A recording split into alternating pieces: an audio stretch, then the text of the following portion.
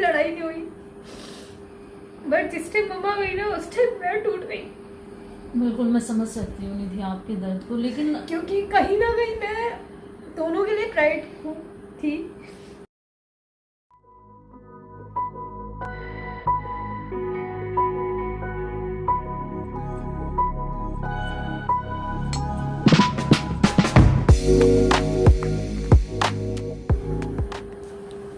Life with Madhu show में doctor निधि आपका बहुत बहुत स्वागत है। और आज आप हमारे शो में गेस्ट के रूप में, जो कि आप एक फैशन फेम स्टार हैं, एजुकेशन से जुड़ी हुई हैं और एजुकेशन के साथ साथ आपने इतनी फेम पाई और आज हमारे शो में आप उपस्थित हैं। तो निधि जी, मैं आपसे यही पूछना चाहूँगी कि जब आप 8-10 साल की उम्र में थी, उस टाइम मतलब आप कैसी थी? आप अपनी लाइफ के बारे में हमें बताइए। मैं जब 8-10 साल में थी तो मैं बहुत ज़्यादा नोटियस बच्ची रही हूँ और मुझे मतलब शैतानियाँ करना बड़ा पसंद था, चीज़ें तोड़नी फोड़नी, और मतलब बहुत ज़्यादा मेरा जो नाम भी था ना घर में वो चटर पटर था कि जब भी आते ना चटर पटर करती है, इसके बिना घर में ऐसा लगता है कि यार है ही नहीं। तो मैं बहुत शैतान बच्ची रही हूँ 7 और 8 में, और मैं पढ़ने में बिल्कुल होशियार नहीं थी 7 8 में मतलब वैसे नहीं थी, लोगों को दिखा के नहीं पढ़ती थी। एक्टिव बहुत ही मैं बहुत ज़्यादा एक्टिव थी। तो 7 और 8 इयर्स मेरा बहुत शैतानी फुल रहा। और जैसे आपका स्कूल लाइफ रहा, और स्कूल लाइफ में आपके जो मतलब फ्रेंड सर्कल हुआ करता था, तो वो किस टाइप का था? मेरा जो फ्रेंड सर्कल था, मेरे अलावा सारे पढ़ने में इंटेलिजेंट मैं दिखाने वाली इंटेलिजेंट नहीं थी, बट मेरा जो सारा फ्रेंड सर्कल था बहुत पढ़ता था। और बट मैं साइलेंट बहुत थी स्कूलिंग में, क्योंकि मेरी मम्मा ही स्कूल की प्रिंसिपल थी चाहते हुए भी मेरी जो नॉटियस्ट था ना वो निकलता नहीं था कि एक मेरी जो मदर थी ना वो प्रिंसिपल थी कि यार मम्मा, और मम्मा बहुत ज़्यादा स्ट्रिक्ट थी, क्योंकि जैसे वो प्रिंसिपल थी तो उस ऑफ दैट्स ऑफ रीजन मैं I can't turn a notoriousness among all students, always a silent, but out of school में बहुत नोटियस थी। और जैसे जैसे आप बड़ी होती चली गई, उस टाइम में मतलब आपका लाइफ में कैसा रहा आपका सोचने का नज़रिया? और आपका एक होता है कि हाँ, जब हम बड़े होंगे, टीन एज में आएंगे, तो हमारी लाइफ हम इस तरह से जिएंगे, या आपके क्या क्या ड्रीम हुआ करते थे उस समय? मैम ड्रीम मेरा यही था जो आज मैं हूँ, मैं फेमस पर्सनैलिटी बनना चाहती थी। तो मुझे कोई ये नहीं था कि मुझे इस लाइफ में जाना है, ऐसा है। मैं चाहती थी कि मुझे सब लोग जाने।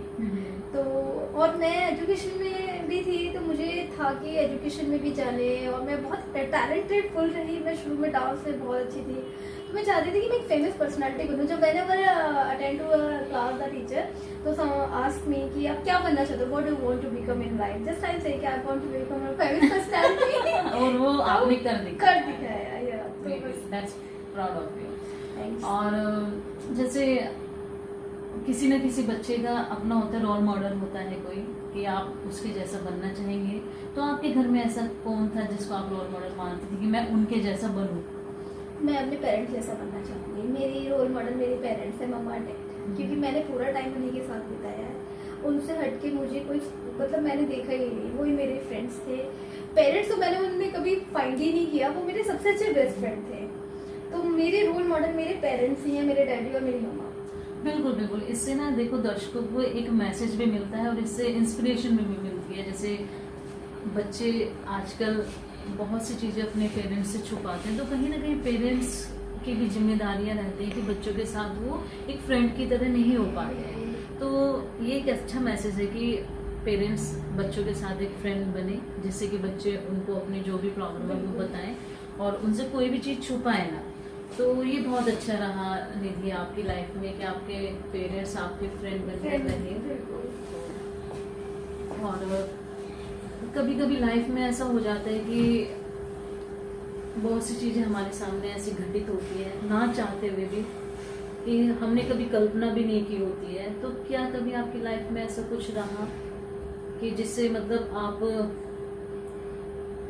एक तरह से आपकी हिम्मत टूटी, और उसी हिम्मत जब आपकी टूटी तो आपके सपने भी टूटे, आप खुद भी टूटी, और फिर आपने ये सोचा कि नहीं, मुझे इस परिस्थिति में से बाहर निकलना है, और अपना जो एक आपका ड्रीम था वो आपको पूरा करना था। तो आप प्लीज ऐसे अपने डार्कनेस के बारे में हमें बताइएगा। पहले तो मधु मैम, मैं हमेशा ऐसे डार्कनेस प्लेटफॉर्म से खुद को बचाती हुई आई हूँ और मैंने कभी भी अपने डार्कनेस पे बात नहीं करी, क्योंकि मैं पॉजिटिव वाइब्स में लोगों की बहुत इंस्पायरेशन हूँ। तो मुझे डार्कनेस से खुद से भी डर लगता है इतने। बट आज एक प्लेटफॉर्म ऐसा आया है कि मुझे डार्कनेस बताना पड़ेगा। बिल्कुल, इसलिए निधि देखिए, जो हमारे मन में ना एक दर्द होता है, शायद बहुत से लोगों को हेजिटेशन होती है कि वो दर्द हम अपने अंदर ही संभाल के रखें, दूसरों को ना पता चले, लेकिन कहीं ना कहीं ये आपके लिए एक बेस्ट मेडिसिन का काम करेगा और दूसरे लोग भी इससे प्रेरणा लेंगे कि जब एक लड़की होकर के आप इस तरह से हिम्मत दिखा सकती हैं, तो जो लोग टूटे हुए होते हैं सिर्फ उनके लिए एक मैसेज देना है कि वो परिस्थितियों से इस तरह से घबरा जाते हैं कि कभी कभी सुसाइड करने तक की भी सोचते हैं। तो जो लोग ऐसा सोचते हैं तो वो आपसे इंस्पायर हो कि आप जब कर सकते हो तो हम क्यों नहीं कर सकते। बस आपका यही मोटिवेशनल मैसेज और आपका मोटिवेशनल कॉल था मेरे लिए। तो मैंने अपने आप को प्रिपेयर किया। फर्स्टली लाइफ में मैंने अपने आप को प्रिपेयर किया है अपने डार्कनेस पे बात करने के लिए। तो मैं हर चीज़ पे बात कर सकती हूँ, लेकिन मेरा जो डार्कनेस है ना, मैं आज भी उससे कतराती हूँ। बट अब क्वेश्चंस आए हैं तो मैं इस चैनल्स के माध्यम से डार्कनेस पे बात करूँगी। लास्ट 7 years और 8 years से मैं डार्कनेस में ही हूँ। I have 3 brothers, there is no any sister, I am alone daughter of my family. तो before 7 years I lost my elder brother. He has died to a crash of train.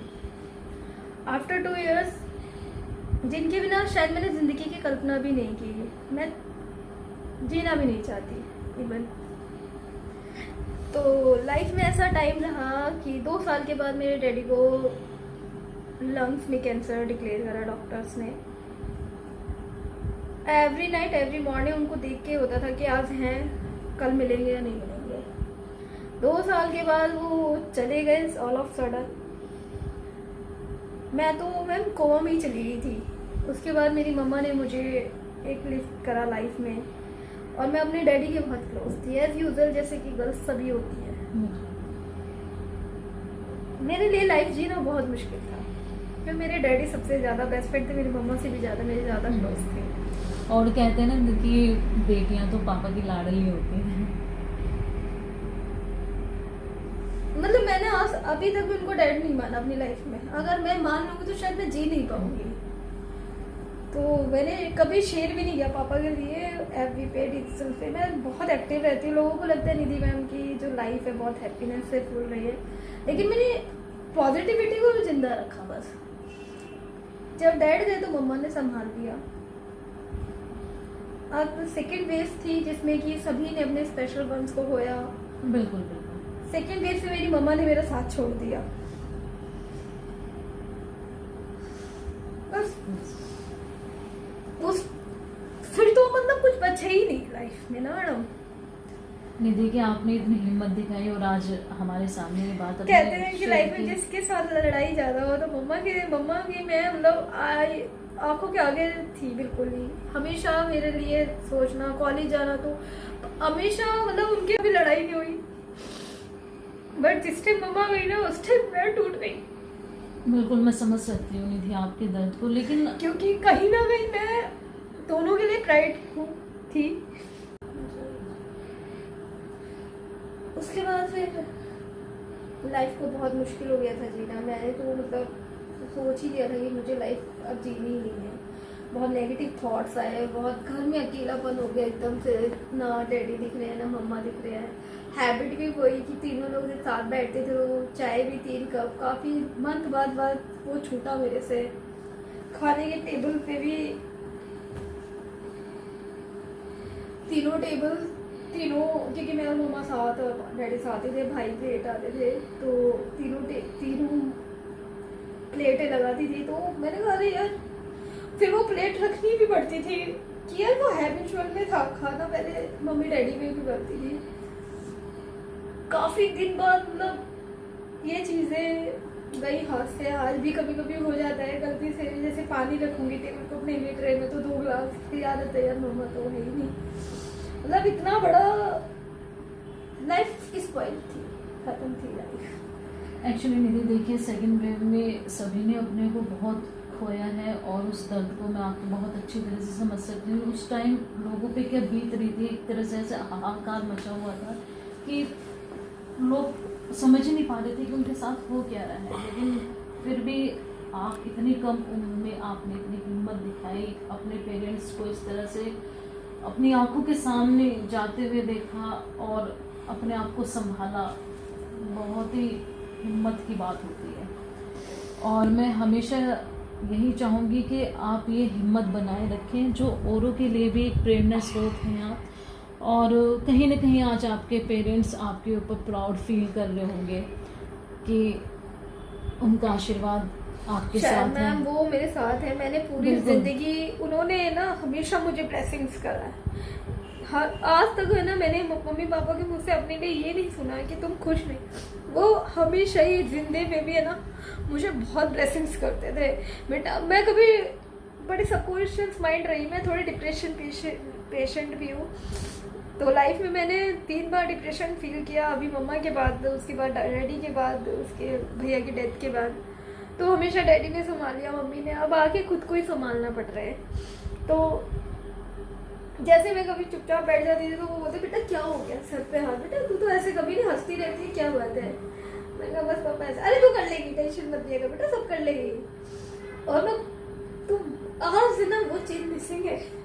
आज push handing नहीं है, push blessings नहीं है, but आज जो मैं करवा रही हूँ ना तो मुझे अंदर से ब्लेसिंग्स है कि मेरे पेरेंट्स साथ हैं। बिल्कुल निधि, वो आपके साथ ही हैं और हमेशा रहेंगे इस ब्लेसिंग्स के रूप में भी और आपके एक दिल में भी, जहाँ वो अपनी जगह बनाई हुई थी उन्होंने।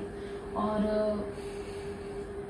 वास्तव में आज हमारे दर्शकों को आपकी कहानी सुन के कहीं ना कहीं बहुत वो मोटिवेट होंगे कि इस लड़की के पीछे भी जितना दर्द है और सामने इतनी मुस्कुराहट है, वो हर किसी के चेहरे पे नहीं आ सकती और ना ही कोई इतने दर्द के साथ मुस्कुरा सकता है। Hats off you Nidhi.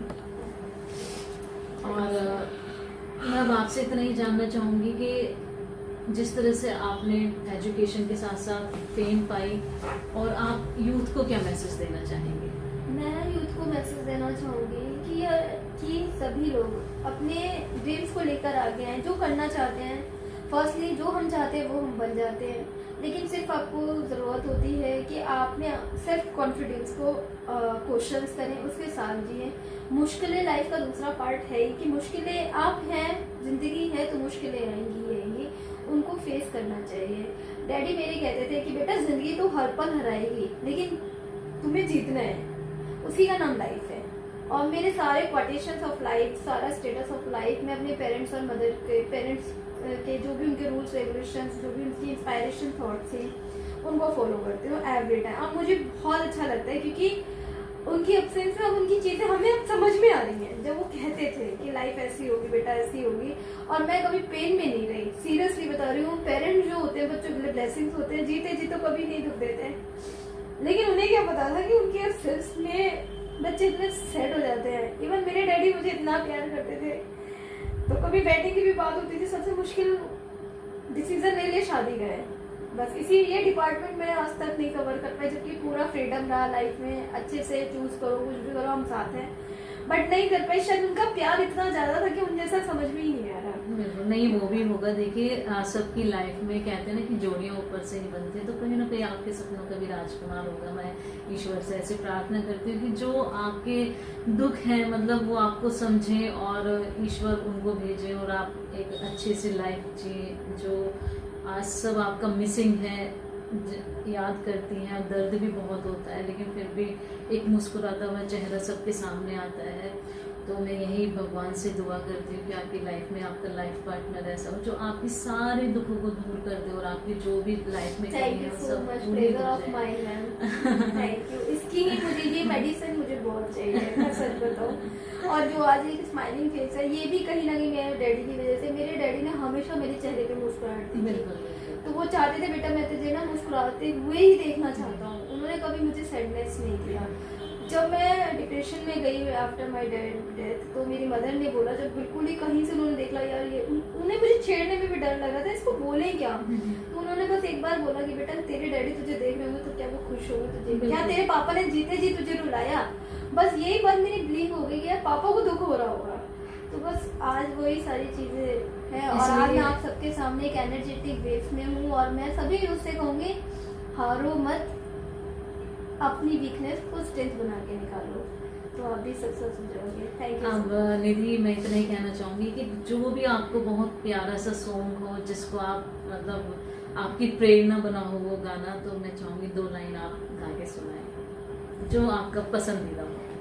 Ma'am मैं तो अपने डैडी की ज्यादा क्लोज थी, बिल्कुल तो ओल्ड सॉन्ग ही ज्यादा गाते थे। ओल्ड भी गाइए आप, जो कुछ भी होगा तो अच्छा लगेगा दर्शकों को। चंदा ने पूछा तारों से, तारों ने पूछा हजारों से, सबसे प्यारा कौन, पापा ओ मेरे पापा। बहुत अच्छा आपने गाया, और आपने वास्तव में आज बहुत हिम्मत दिखाई, और इस हिम्मत के लिए जहाँ भी आपके फादर होंगे आज आपको प्राउड फील कर रहे होंगे कि मेरे जाने के बाद भी मेरी बेटी बहुत अच्छी तरह से हर चीज़ को संभाल रही है, उनके नाम को भी संभाल रही है और उनके नाम को भी आगे बढ़ा रही है। और actually I have the 2 brothers, तो लाइफ सिर्फ वो मुझे देख के जी रहे हैं, तो मैं लाइफ को वो भी बहुत प्यार करते हैं मुझसे एज माय मदर फ्रेंड। बिल्कुल, आपके साथ आपके 2 भाई हैं, उनका प्यार बना हुआ है, तो ये भी एक ब्लेसिंग ही है आपके साथ। और जब इंसान टूट जाता है ना, तो जब उसको लगता है कि हाँ चारों तरफ हमारे कोई नहीं है, तो आपके भाई आपके एक स्ट्रॉन्ग पिलर के रूप में आपके साथ खड़े हुए हैं। और मैं यही चाहूँगी कि जो भी आपके साथ जुड़े हुए हैं, जो आपसे प्यार करते हैं, उनके लिए आप जिंदा दिल जिए जैसे आपके फादर चाहते थे, और वो आप जी रही हैं, तो ये आप सभी के लिए एक प्राउड मोमेंट है। और आप जैसे लोग सब मुझे इतना प्यार और सम्मान देते हैं, ये मेरी एनर्जी और मेडिसिन है। तो मैं अपनी सारी जनता से कहना चाहूंगी आज एक ऐसे प्लेटफॉर्म पे दुख में है जो मैं शायद आप लोगों को नहीं दिखाना चाहती थी, बट आप लोग ही मेरी इंस्पायरेशन है, आप लोगों से मुझे प्यार सम्मान मिलता है। और मधु मैडम ने आज जब इतना बड़ा प्लेटफॉर्म पे बुलाया तो शायद मैं अपने आप को नहीं रोक पाई, और मधु मैम से मिली जब बहुत अच्छा लगा, और पता नहीं था कि एक मुलाकात एक प्लेटफॉर्म पर आएगी और एक फैमिलर्स हम लोग मिलेंगे। तो मैं मैम को थैंक्स करना चाहूँगी। Thank you so much ma'am invite me.